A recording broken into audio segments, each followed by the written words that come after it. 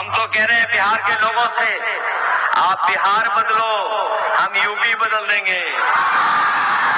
और बिहार तब बदलेगा जब सरकार बदलेगी, और सरकार बदलने का आपको मौका मिलने जा रहा है। इसलिए मदद करोगे आप लोग, ये मान के चले कि आपके नौजवान प्रत्याशी देवगुप्ता जी जीत करके जा रहे हैं। बिहार चुनाव का प्रथम चरण का मतदान हो चुका है।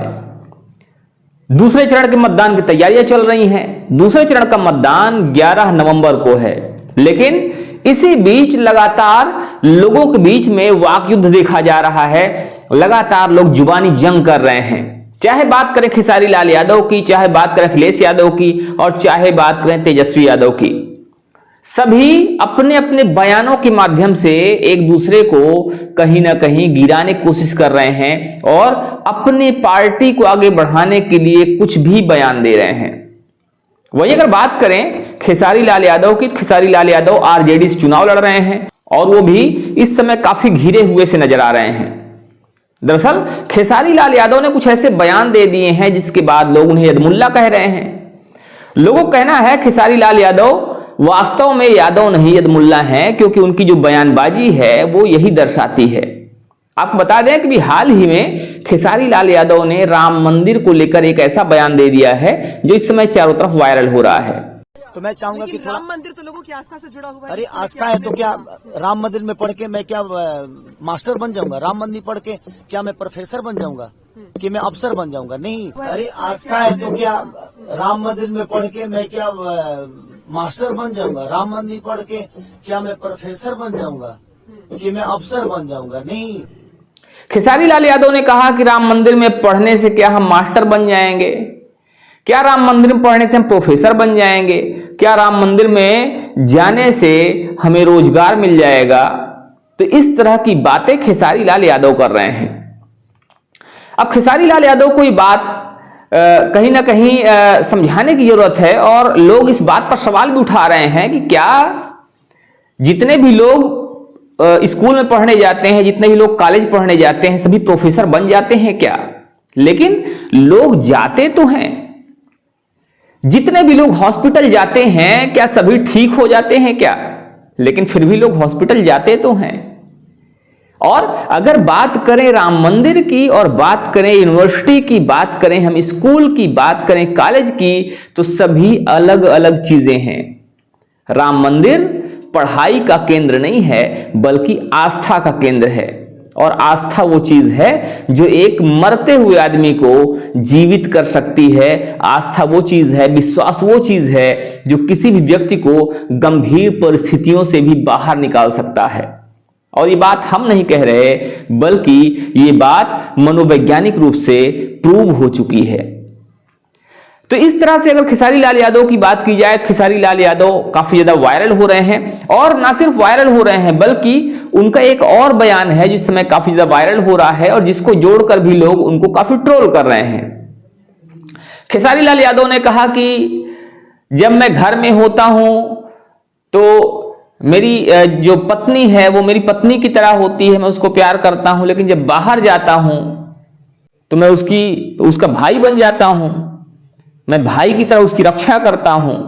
मेरी पत्नी है, मैं उसको घर में प्यार भी करता हूँ, बट बाहर जब उसके साथ जाता हूँ तो एक भाई की तरह जाता हूँ कि इस बहन का सुरक्षा करना है, उसका हथियार बन के खड़ा है।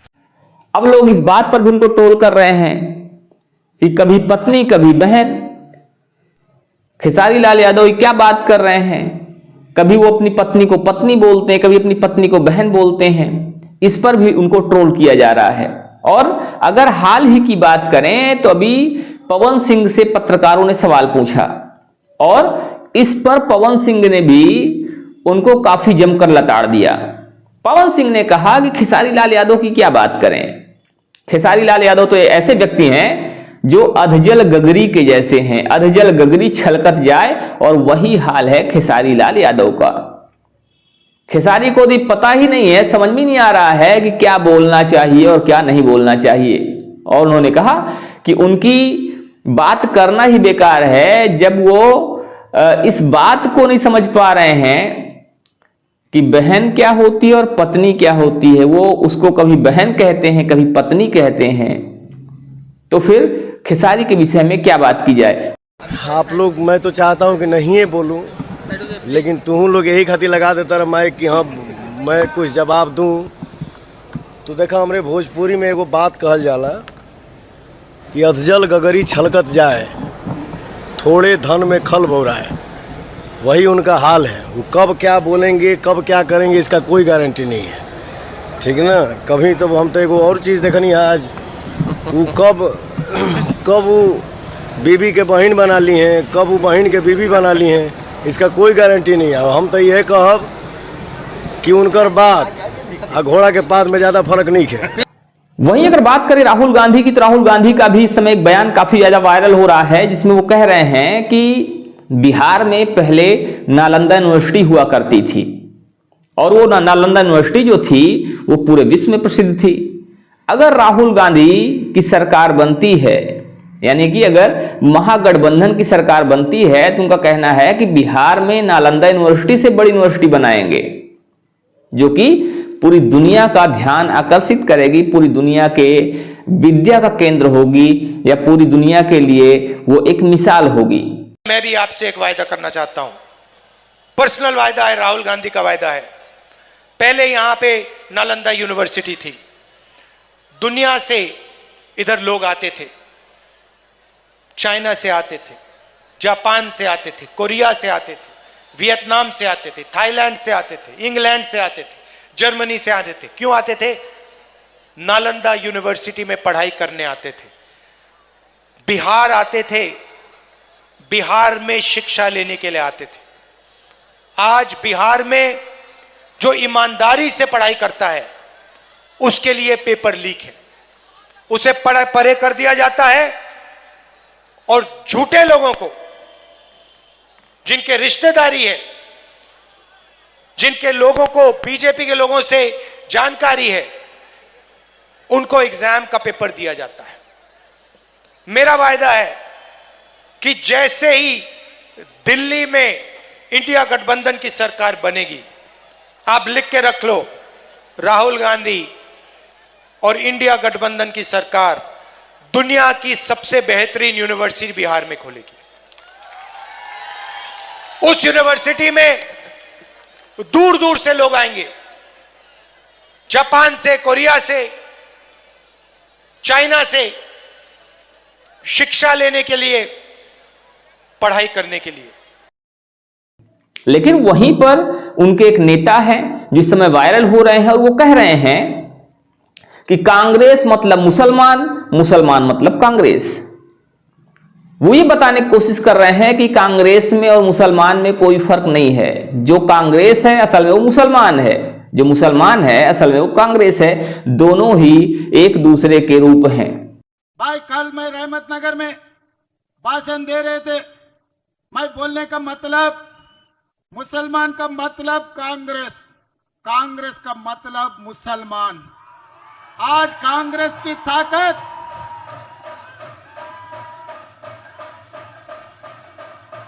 तेलंगाना सरकार की ताकत हमारे मुसलमान भाई बहनों। अब लोगों ने इस बात पर भी ट्रोल करना शुरू कर दिया है, और राहुल गांधी को कहीं ना कहीं इस बात के लिए ट्रोल कर रहे हैं कि अगर राहुल गांधी आएंगे तो जो यूनिवर्सिटी बनाने की बात कर रहे हैं, यूनिवर्सिटी कैसी होगी? जब कांग्रेस का मतलब मुसलमान, मुसलमान का मतलब कांग्रेस, तो जो यूनिवर्सिटी राहुल गांधी बनाने वाले हैं, क्या यूनिवर्सिटी मुसलमानों के लिए होगी? क्या वो यूनिवर्सिटी ना होके मदरसा होगी? और क्या उसमें सिर्फ मुस्लिम की शिक्षा, मुस्लिम धर्म की शिक्षा, इस्लाम की शिक्षाएं दी जाएंगी? अब राहुल गांधी पर यह सवाल भी खड़े हो रहे हैं, जिस पर राहुल गांधी को स्पष्टीकरण देने की जरूरत है कि आखिर वो यूनिवर्सिटी कैसी बनाएंगे, वो यूनिवर्सिटी किसके लिए होगी। और जो उनके नेता कह रहे हैं कि कांग्रेस का मतलब मुसलमान और मुसलमान का मतलब कांग्रेस, तो इस पर राहुल गांधी के क्या विचार हैं? वहीं अगर बात करें देश के इस समय सबसे चर्चित मुख्यमंत्री के चेहरे की, तो योगी आदित्यनाथ जी भी इस समय चुनावी मोड़ में हैं, और वो भी लगातार लोगों को समझाने की कोशिश कर रहे हैं, लोगों को बताने की कोशिश कर रहे हैं कि अगर इस बार चूके तो फिर से 5 साल इंतजार करना पड़ेगा।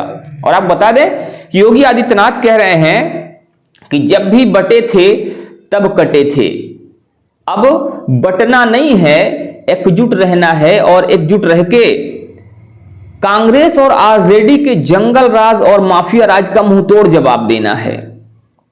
ये योगी आदित्यनाथ कह रहे हैं, बिहार वासियों से कह रहे हैं और कहीं ना कहीं उनको समझाने की कोशिश कर रहे हैं कि अगर अब चूके तो फिर से वही जंगल राज, वही माफिया राज आ जाएगा जो कि कभी एक समय में हुआ करता था, जिसकी चर्चाएं आज भी हुआ करती हैं, लोग आज भी उसकी चर्चाएं करते हैं। बहनों और भाइयों, ये भारत का इतिहास है कि अगर जाति के नाम पर जो कांग्रेस, आरजेडी, एसपी, ये सभी दल बांटने का कार्य कर रहे हैं और जब भी बटे थे तो कटे थे, बटे थे तो बटना नहीं है, एकजुट हो करके कांग्रेस और आरजेडी के जंगल राज और माफिया राज का मुंहतोड़ जवाब देना है। तो इस तरह से बयानबाजियों का दौर जारी है, सभी लोग अपने अपने ढंग से बयान दे रहे हैं और जो भी जनता है, जनता को अपने पाले में करने की कोशिश कर रहे हैं। तब देखने वाली बात यह होगी कि आखिर जनता किसको किंग बनाती है और किसको किंग मेकर की भूमिका में करती है और साथ ही साथ किसको हार का मुंह देखने को मजबूर करती है। तो इस पर आपका क्या कहना है, आप हमें जरूर बताइए। हालांकि इस समय उत्तर प्रदेश के पूर्व मुख्यमंत्री अखिलेश यादव जी भी काफी ज्यादा मेहनत कर रहे हैं, आरजेडी की तरफ से वो तेजस्वी यादव को मुख्यमंत्री बनाने की कोशिश कर रहे हैं। वो कह रहे हैं कि सबसे युवा मुख्यमंत्री बनने वाला है, नौकरी देने वाला मुख्यमंत्री बनने वाला है। हालांकि ये बात अलग है कि नौकरी ना दे पाने की वजह से ही अखिलेश यादव जी की भी सरकार गई थी, लेकिन वो इस बात का दावा कर रहे हैं कि अगर आपने बिहार में तेजस्वी यादव की सरकार बना दिया, नौकरी देने वाले मुख्यमंत्री की सरकार बना दिया, तो उत्तर प्रदेश में हम भी अपनी सरकार बना लेंगे। ये बयान भी देखिए। जो हवा, जो माहौल, जो संदेश जा रहा है वो यही जा रहा है कि इस बार नौजवान साथी, युवा और नौकरी देने वाला मुख्यमंत्री बनने जा रहा है। तो इन सब बातों को लेकर, इन सब मुद्दों को लेकर आपका क्या कहना है, आप हमें जरूर बताइएगा। बने रहिए हमारे साथ खबरों को अपडेट के लिए। जय हिंद।